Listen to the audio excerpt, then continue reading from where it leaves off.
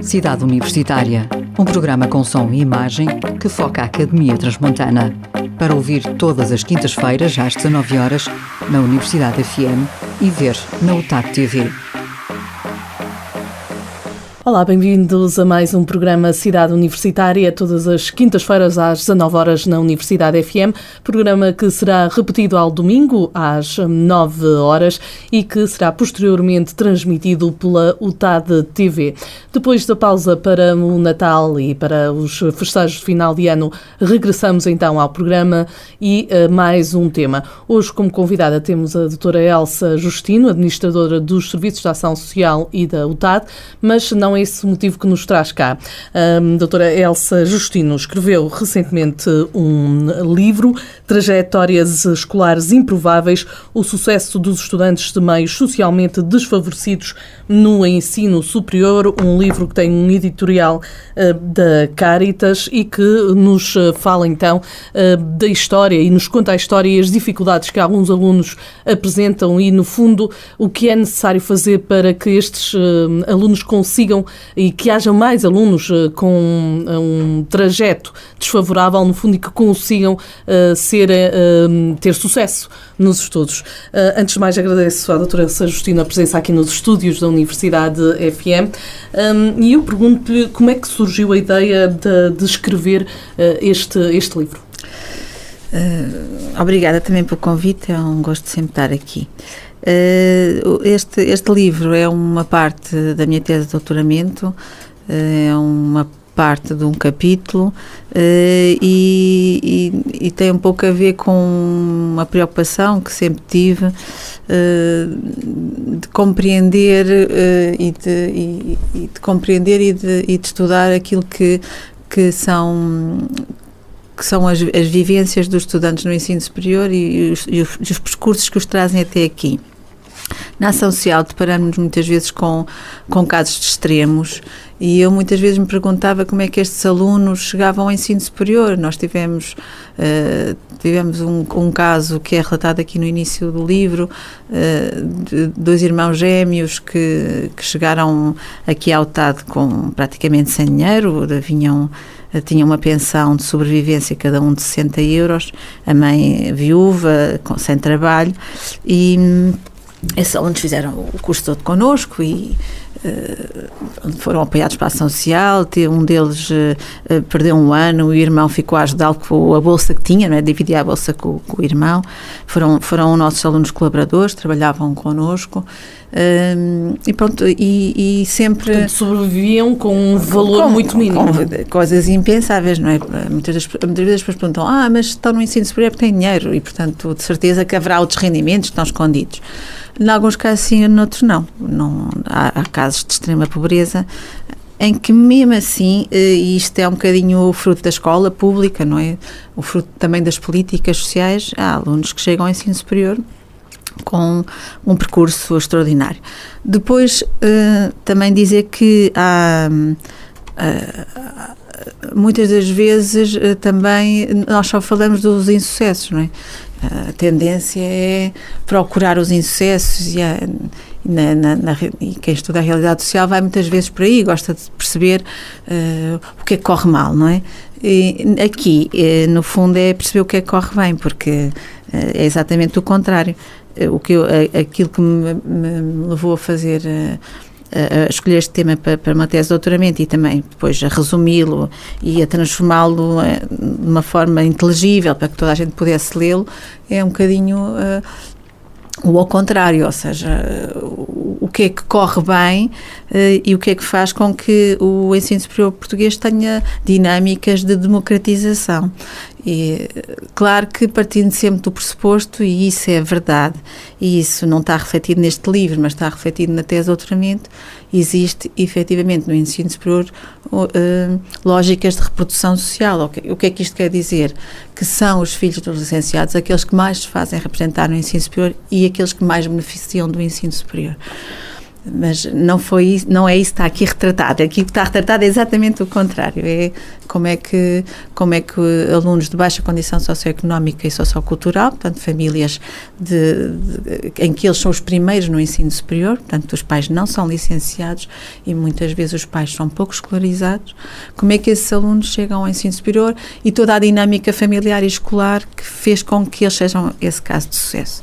E quais então são estes dados que transformam estas pessoas em casos de sucesso? Quais as diferenças em relação a outros, não é? No fundo, depois desta vivência mais dificultada. É preciso olhar para este livro como um livro impressionista. Portanto, este livro não é um livro estatístico e não é um livro que pretende provar uma teoria. Vamos lá ver. Ele tem um construto teórico, tem parte de uma premissa teórica que é possível compreender o social através da sua realidade incorporada em alguém e, portanto, essa é a premissa que parte do livro. Nós não compreendemos só o social a partir de modelos estatísticos, não é?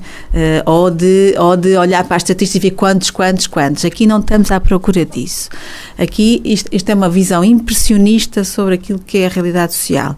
O que eu fiz foi selecionar 18 alunos da UTAD, portanto, esta é uma compreensão, é compreender a realidade destes alunos e da UTAD. Isto não serve para outras universidades.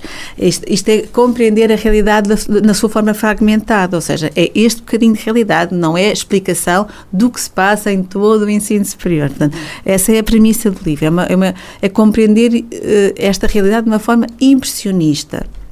E depois, portanto, o que eu fiz foi selecionar, num determinado ano, os melhores 18 alunos da UTAD, aqueles que entraram com médias mais altas, cujos pais não eram licenciados.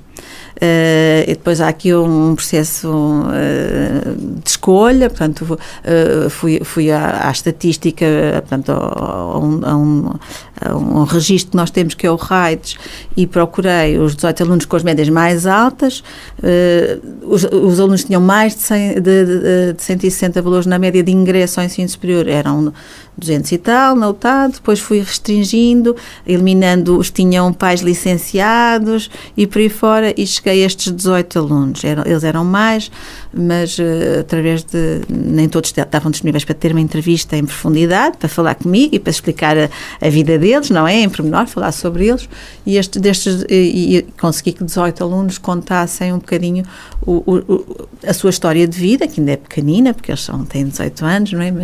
E um bocadinho aquilo que era a realidade deles no percurso escola-família durante o seu processo de escolarização até chegar ao ensino superior. E, portanto, é através desses relatos que eu, no fundo, vou tentar compreender, e vou dar aqui pistas no livro para compreendermos essas realidades. Como é que são estes alunos?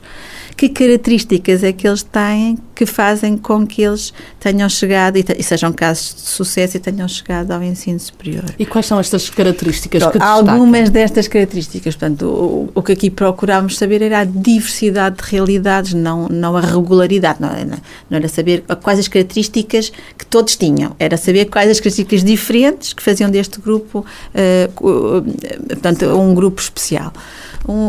E, portanto, uma das características que encontradas é uma grande coesão familiar, ou seja, são famílias, na maior parte delas, muito conservadoras, de meios rurais, meios pequenos, muito conservadoras, a maior parte delas católicas, praticantes, com práticas religiosas diárias, não é?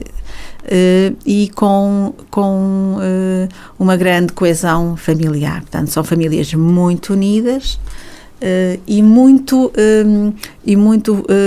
centradas na necessidade de escolarizar os filhos. Portanto, para estas famílias é muito importante que os filhos cheguem ao ensino superior, e há sacrifícios brutais, enormes, que estas famílias fazem para conseguir que os filhos tenham um processo de escolarização bem sucedido e cheguem ao ensino superior.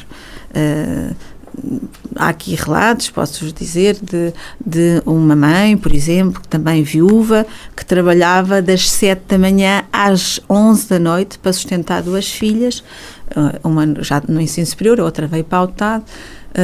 Trabalhava num café, portanto, durante o dia, e depois à noite em casa ainda fazia tricô e camisolas que vendia, etc, etc. Portanto, estamos a falar também de, além de serem famílias muito unidas e muito vocacionadas para a escolarização dos filhos, de uma grande exigência familiar em termos de economia doméstica.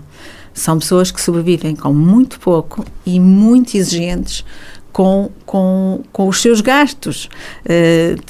Há aqui outro relato de uma aluna que sempre foi bolseira no ensino secundário, bolseira de mérito, e quando chegou ao TAD ela tinha poupado, portanto, essas bolsas que tinha recebido do ensino secundário. Ela também era aluna tinha recebido uma bolsa do mais superior, do programa mais superior, e portanto ela tinha poupado mais ou menos 4.000 euros para conseguir chegar ao ensino superior e ter, no fundo, o dinheiro para se instalar cá, e depois foi nossa bolseira também da Ação Social.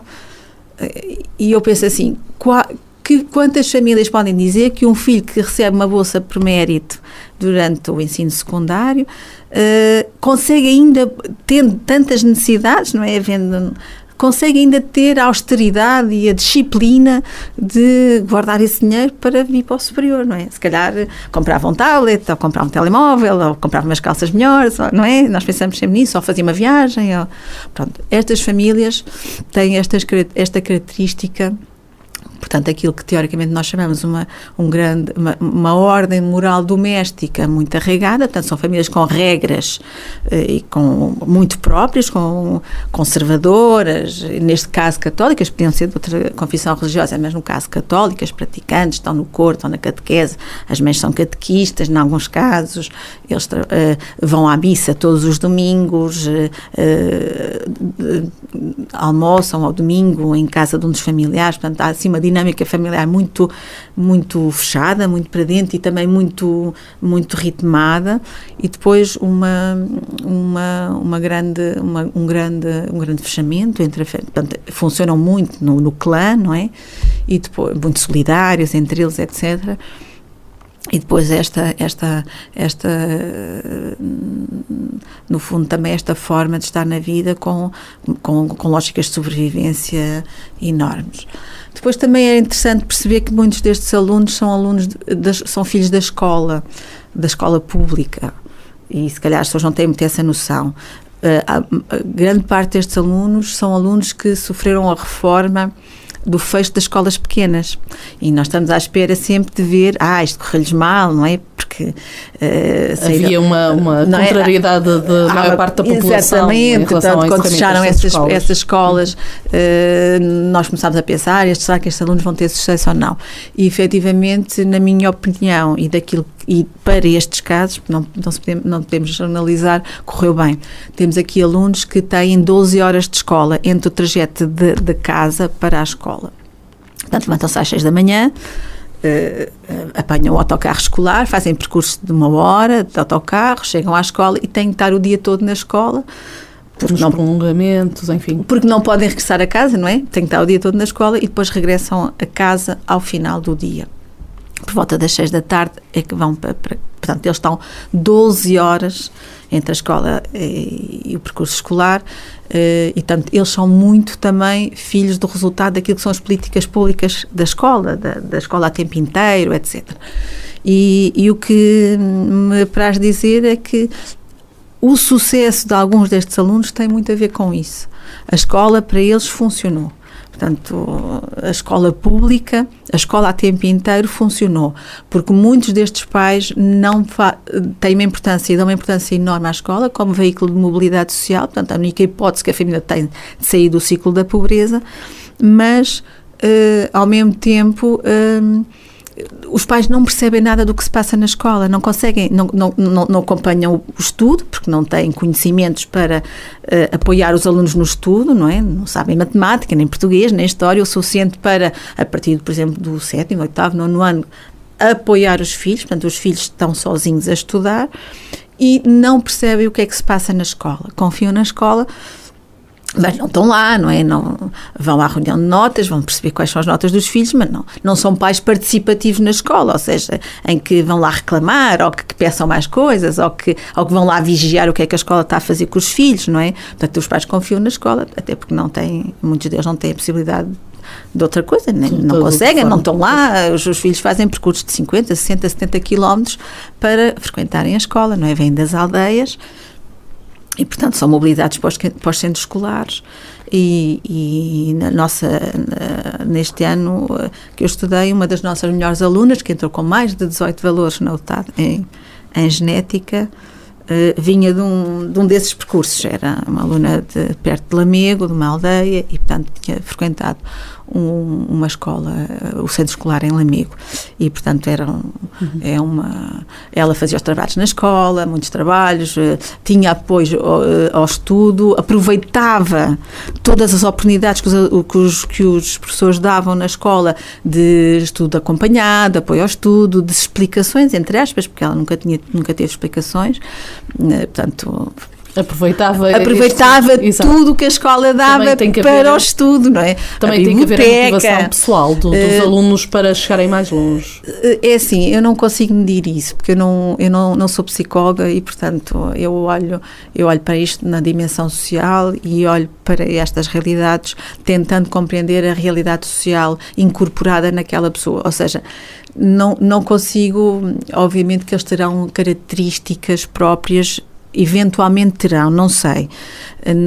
O que eu posso dizer é que as características que encontrei em termos da família e da escola não são similares em todos, porque eu dividi este grupo de 18 alunos em 3 grupos, a que chamei os carenciados, os remediados e os burgueses. São termos um bocadinho fortes e se calhar não são completamente justos, mas os carenciados são aquele grupo de entrevistados que tinham esta realidade absolutamente austera, tinham realidades económicas muito difíceis, foram nossos bolseiros, ou são nossos bolseiros, residentes nas residências, com famílias com um rendimento muitíssimo baixo. Depois os remediados são ali um intermédio, em que os pais não são desempregados, a maior parte dos pais são trabalhadores, são na mesma pouco escolarizados, etc, mas que por força do trabalho existe algum rendimento disponível e relativamente constante, ou seja, não é muito, mas é um bocadinho certo, portanto alguns são funcionários públicos, assistentes operacionais, etc, e portanto é possível à família ter ali já algum equilíbrio financeiro, muito embora não tão austero como os outros, com muitas dificuldades, mas gerido já de outra forma, algumas meios domésticas, etc. E depois aquilo que serão os burgueses que são aqueles alunos que nesta apreciação do que é a realidade social e económica, portanto, baixa escolaridade dos pais, notas altas, têm rendimentos um bocadinho acima daquilo que são os rendimentos dos outros, porque são pessoas com, por exemplo, com pequenos negócios, que não sendo negócios fabulosos, nem dando muito dinheiro, são alguns alunos ali da periferia de Braga, em que os pais têm pequenas fabriquetas e eles também são os primeiros a chegar ao ensino superior, eles também vêm de meios sociais desfavorecidos, mas cujos pais, em termos de rendimentos, têm alguma disponibilidade para eles virem já com outra capacidade para o ensino superior. Também famílias muito apostadas em que os filhos se licenciem, que se formem, se diplomem, para no fundo também alguns deles com a expectativa que eles peguem no negócio familiar de outra forma e estejam de outra forma na vida. Mas não tanto como os outros, não é? Já com outros recursos, com outra capacidade.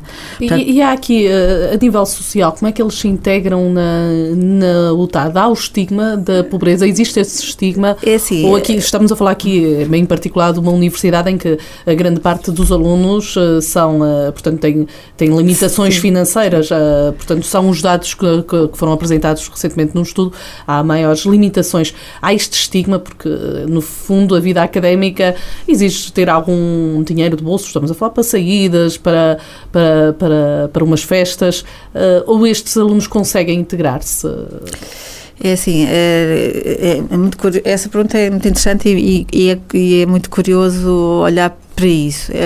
Para estes estudantes, a universidade é muito exigente. É muito exigente do ponto de vista da integração, muito mesmo. Porquê? Porque quando estamos a falar em famílias de meio rural, de aldeia, famílias muito conservadoras, muito fechadas, em que a chegada ao ensino superior e todo o percurso feito na escola é muito exigente pessoalmente para esses alunos, porque eles não têm ajuda da família, nem têm dinheiro para pagar explicações, nem outros apoios. A chegada deles ao ensino superior é uma vitória da família, é uma vitória familiar. Não é à toa que nós nas matrículas da UTAD vemos as famílias a acompanhar os alunos, e isso não acontece noutras universidades. As famílias não vão. Aqui nós vemos as famílias em peso na matrícula, às vezes até a avó, vem o pai, vem a mãe, vem o irmão, vem a avó. Tem a ver com esse momento de glória, ou seja, a família investiu tudo para que ele chegasse ao ensino superior. Normalmente é só um dos irmãos, normalmente é a mulher, é a rapariga, o irmão emigra. Temos aqui também alguns relatos com casos desses, em que o irmão emigrou para ajudar a pagar os estudos da irmã. Mas depois o contexto de estada no ensino superior e de integração é particularmente exigente para estes alunos, nomeadamente o contexto de praxe, em que muitos destes alunos, porque querem trajar e porque o traje é um fator de distinção social na aldeia, em que eles precisam de trajar, e é suposto que o façam, não é? Até que vão à missa trajados, ou que façam a procissão trajados. Para eles o contexto de praxe que tem que ser, é visto quase como um contexto de repressão que é necessário passar, não é? Muitos deles há aqui relatos terríveis, não é? De alunos que não compreendem, porque estes alunos, é preciso perceber que estes alunos não compreendem o que é a praxe académica no sentido burlesco da coisa. No fundo é os estudantes a gozarem. Sentem algum tipo de humilhação, como já tem o estigma da pobreza. Para eles é uma humilhação terrível. E muitos deles sendo de famílias católicas conservadoras, todo o contexto da praxe, que é eu vou chamar-lhe burlesco, mas se calhar até o termo seria mais forte, não é? Um bocadinho depreciativo da condição da mulher, e em alguns casos até brejeiro, e por aí fora. Estas pessoas estes miúdos têm uma relutância absoluta sobre isto e não compreendem, Só os miúdos com muitos recursos é que conseguem perceber a desconstrução que é a praxe. Para estes não. Para estes é humilhante, é complicado, e em alguns casos até pode levar ao abandono, porque são situações que eles não estão habituados, não compreendem e não têm humor, não sei como é que eu ia te explicar isto, mas não têm aquele humor necessário para não tem essa abertura de espírito, até porque já vem com estigmas. E depois é assim, eles vêm focados, eles vêm para estudar, e a praxe é um empecilho ao resultado académico, em bom rigor. E portanto, no caso, por exemplo, de uma das alunas que aqui relata, ela não fez praxe, foi contra a praxe, foi muito difícil para ela, e porque ela queria estudar e tinha práticas de estudo de 4 e de 5 horas por dia. Isso não é compatível com praxe, não é? Portanto, ela vinha focada para trabalhar. Tem-se vindo a alterar um bocadinho o que é praxe, mas ainda há muito caminho a percorrer. Há aqui coisas há aqui relatos dos alunos. Eu acho que o livro vale, e este meu trabalho vale muito para aquilo que são os testemunhos dos alunos, que não é tratado de uma forma corrida, ou seja, eu não chego aqui e não transcrevo por simplesmente os testemunhos ou a entrevista do aluno. São excertos em que é interessante, em que eu escolho esses excertos numa determinada lógica, e eu acho que isso é que é engraçado. Uma das alunas, por exemplo, dizia assim: quando cheguei aqui vi isto tudo e pensei, isto é o paraíso. Porquê? Porque ela vinha de um meio tão tão desfavorecido e vinha de uma aldeia pequena, então para ela isto era o paraíso no sentido dos recursos, até da própria beleza natural, na residência, por exemplo, o facto de haver aquecimento. A maior parte destes alunos em casa não tem aquecimento e, portanto, há aqui uma dos alunos que relata que fica ao fim de semana e vai muito para a residência estudar, porque como a residência está aquecida, ela nunca tinha experimentado um aquecimento central, não é? E para ela é um upgrade, no fundo, à condição dela, estar num sítio com aquecimento, por exemplo, ter um espaço próprio, ter um quarto, mesmo que seja partilhado com outro aluno. Muitos destes alunos têm que partilhar quarto e com outros irmãos e, portanto, sempre partilharam tudo e, portanto, chegar aqui e ter algumas coisas que são só suas é bom, veem isso como positivo. Portanto, isto para vos dizer que também que tudo isto é muito relativo, não é? Aquilo que para um aluno, se calhar de uma cidade grande ou com muitos recursos, se calhar chega à residência e acha que não tem condições para ele, para alguns alunos as condições são muito boas e são muito apreciadas, tendo em conta a origem e os recursos que traziam. Doutora Elsa, o nosso tempo está a chegar ao fim, mas tenho mais uma pergunta para lhe fazer. O que é que se poderá fazer, obviamente de uma forma mais empírica, para que haja mais trajetos escolares improváveis, mais casos de sucesso entre estes alunos mais desfavorecidos? Eu tenderia a dizer que para já a universidade tem que estar atenta, não é? A universidade, a UTAD, tem que ter esta capacidade de acolhimento, tem vindo a ter, muito embora possa investir mais nisso e deva estar sempre atenta e vocacionada para isso, ou seja, deve estar atenta a estes alunos e perceber que os alunos que chegam ao UTAD, há uma, não vou dizer que é a maioria porque não é, mas há uma larga franja de alunos que vêm destas condições muito paupérrimas mesmo e, portanto, deve estar atenta e toda a área social deve estar muito atenta e não olhar para os alunos de uma forma indiferenciada, ou seja, tentar perceber as necessidades dos alunos, que não são iguais todas entre eles, e ajudar muito estes alunos a virem e a ficarem, não é?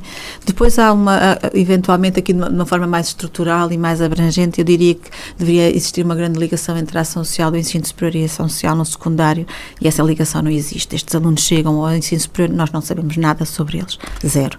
Eles para nós nascem de novo, porque nós não temos o processo deles do secundário, não sabemos se eles foram apoiados, não sabemos se eles têm processo na segurança social, se são uma família muito carenciada, ou como é que foi a realidade deles na escola, a secundária, no básico e no secundário, e eventualmente de uma forma estrutural e abrangente eu diria que as políticas sociais deveriam também estar a pensar um bocadinho como é que nós podemos potenciar esta ligação entre o secundário e o superior ao nível do apoio social, tentando sinalizar ao máximo e discriminar positivamente estes casos que vêm do ensino secundário e que entram no superior, em que nós não temos dados nenhuns e para nós esses alunos começam do zero, não é?